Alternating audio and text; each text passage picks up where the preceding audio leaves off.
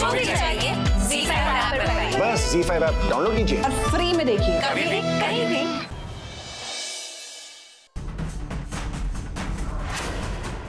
ये जरूर उन आतंकवादियों का सरदार होगा।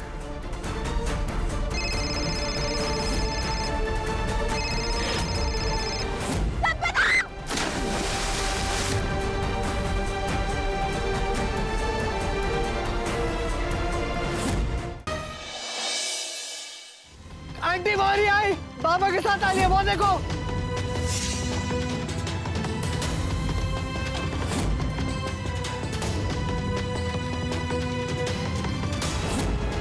कल्याणी आके खोलो, कल्याणी, कल्याणी आके खोलो। वाओ कल्याणी, मैंने सुना तुमने शाख से अकेले लड़ाई की। चलो ना कल्याणी, अब उठ भी जाओ। अगर तुम नहीं उठी तो मैं तुम्हें हमेशा के लिए सुला दूंगी।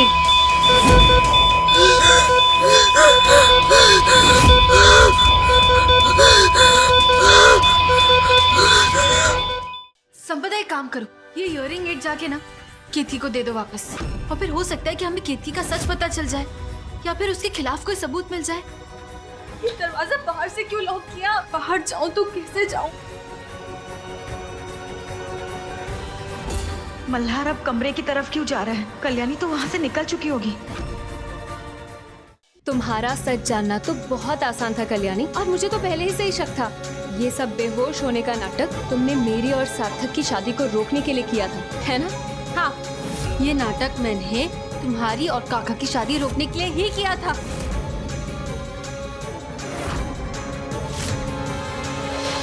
आपके सामने किसी का सच लाना है मुझे। यही सच्चाई मैं आपके सामने लाना चाहती थी, इसलिए मैंने ये सब तमाशा किया। सच यही है कि केतकी ने ही पापा को गायब किया है। और इतना ही नहीं मल्हार जी, ये पूरे टाइम लास्ट की प्लानिंग भी इसी ने वामन मामा के साथ मिलके की है।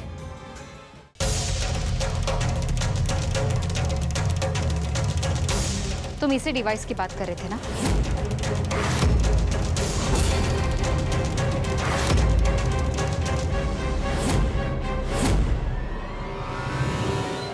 कुछ हुआ प्रतीक? सर बस कुछ मिनट और सर। खुल गया मैडम। जल्दी बंद करो। डिवाइस चेक हो गया है सर, कुछ देर में हमें उसकी लोकेशन मिल जाएगी। मैडम ये ऑन हो गया गलती से। डिवाइस कनेक्ट हो गया और ये आवाजें उस दूसरे डिवाइस से ही आ रही है।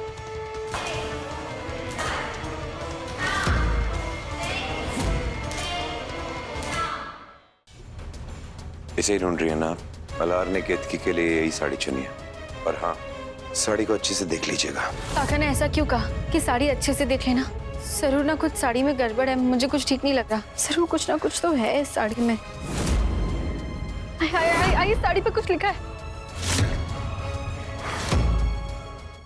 इसके पीछे भी तो कुछ लिखा है, देखो क्या।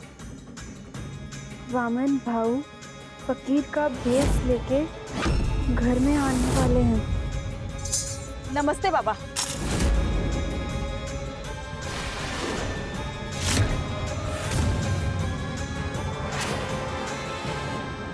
माफ करिएगा, मैंने ना आपको पहले झूठ बोला था। संगीत मुझे नहीं सीखना है, मुझे संगीत अपने बेटे को सिखाना है, इसलिए मैं उसे यहाँ पे एडमिशन के लिए लेके आई हूँ। ये तुम्हारा बेटा है? ये तुम्हारा बेटा नहीं लगता। अपनी उम्र देखो इसकी। अब हम एक सेकेंड आंटी, एक्चुअली मैं समझाती हूँ आपको। आंटी एक्चुअली क्या है ना, इसका कुछ समय पहले एक्सीडेंट हुआ है और तभी से ना इसकी याददाश्त गुम हो गई है और ये अपने आप को 5 साल का बच्चा समझने लगा है और मुझे उसकी आई, इसलिए इसकी देखरेख मैं ही कर रही हूँ। और इसको ना गाने का सच में बहुत शौक है आंटी, इसलिए मैं इतनी दूर से इसे यहाँ लेके आई हूँ। देखिए प्लीज प्लीज मुझे इसको अंदर लेके जाने दीजिए प्लीज। काकू, इसमें क्या है? खाऊ है क्या? नहीं बड़ा, ये अच्छी चीज नहीं है। काकू को ना इसकी बुरी आदत लग गई है। बच्चों को तो इसे छूना भी नहीं चाहिए। अरे देवा, परमेश्वरा की क्या लीला है, हाँ कोणाच ठाऊक। फिर भी बेटा माफ करना, मैं शाला के नियम तो नहीं बदल सकती। अगर बाप जी से संगीत सीखना है तो इसे कुछ पंक्तियां तो गानी ही होगी। हाँ हाँ आंटी, आप ही सोचिए ना, कैसे गाएगा ये दिमाग से 5 साल का बच्चा है।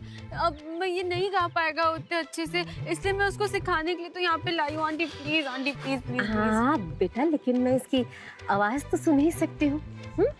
आवाज?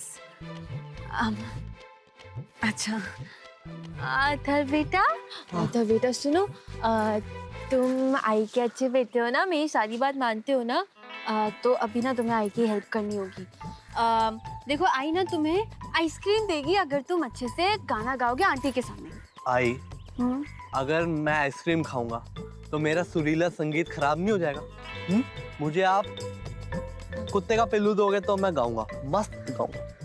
हाँ ठीक है, पक्का तुम्हें दिलाएंगे हम पक्का। प्रॉमिस? हाँ लेकिन तुम अभी अच्छे से गाना गाओगे ना? मैं बहुत मस्त गाता हूँ आंटी, मैं बहुत आंटी ये गाना गाएगा, अच्छे से गाएगा, गाओगे ना?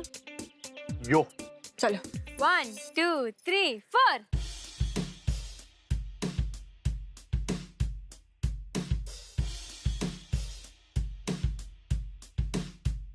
कौन बोला मुझसे ना हो पाएगा? कौन बोला?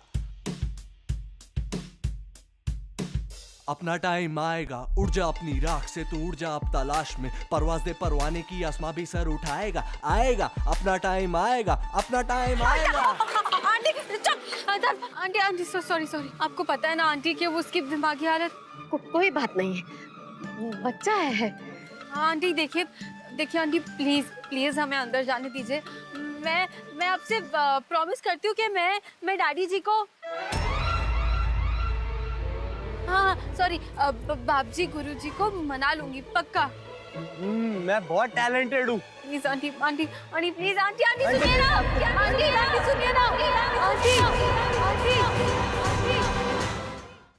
अगर अपनी आंखें खोलेगी तो वो अपने आप को एक ऐसी जगह पाएगी जहाँ वो बिना किसी नाटक के अपने सारे गुनाह कबूल कर लेगी।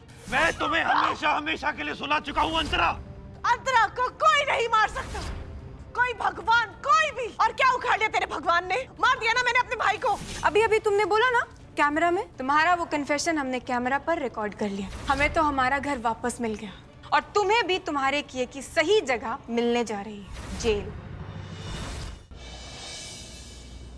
मुझे लगा था कि हम दोनों एक दूसरे के लिए बने हैं, लेकिन उसे तो कभी ऐसा लगा ही नहीं। अगर लगा होता तो आज वो मेरे साथ होती। मैं नहीं जाऊंगा उसके पास वापस, कभी नहीं। मैं ये जानना चाहती हूँ, क्या आप खुद उसमें बिलीव करते हैं?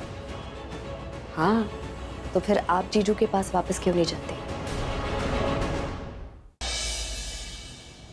हवलदार, अरेस्ट कर लो इसको। इंस्पेक्टर साहब, आप मुझे क्यों अरेस्ट करेंगे? इसे भी अरेस्ट कीजिए। अभी तो थोड़े टाइम के लिए अरेस्ट कर रहे हैं। अगर आपकी चाची सबूत लेकर नहीं आई यहाँ पर तो परमानेंटली अंदर जाओगे।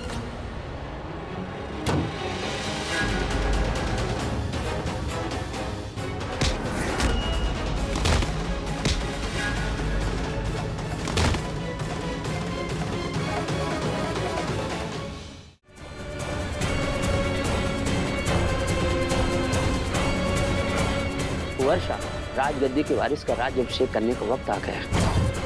मेरा सपना पूरा होने वाला है।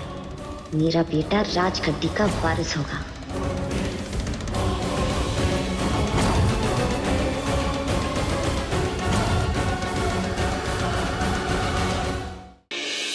पूर्वा, मैं यकीन के साथ तो नहीं, लेकिन शायद मैं जानता हूं कि एग्जैक्टली क्या हुआ था जिसके कारण मेरे हाथों गुनाह हुआ है।